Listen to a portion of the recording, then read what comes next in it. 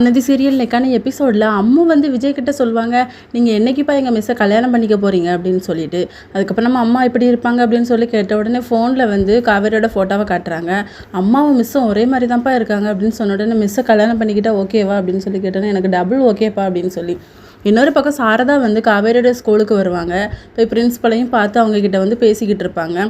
காவேரி வந்து அம்மாவோட அம்மா தான், ஹஸ்பண்டும் அவர் தான், ஆனால் அவளுக்கு பழசெல்லாமே மறந்து போச்சு அப்படின்னு சொல்லி ரொம்ப சொல்லுவாங்க. சரி நான் பார்த்துக்கிறேன் அப்படின்னு சொல்லிட்டு அதுக்கப்புறம் காவேரி அவங்க அம்மாவை பார்த்தோன்னே எதுக்குமா அங்கே வந்தேன்னு சொல்லி கேட்டால், உனக்கு தயிர் தர வந்தேன்டி அப்படின்னு சொல்லிட்டு.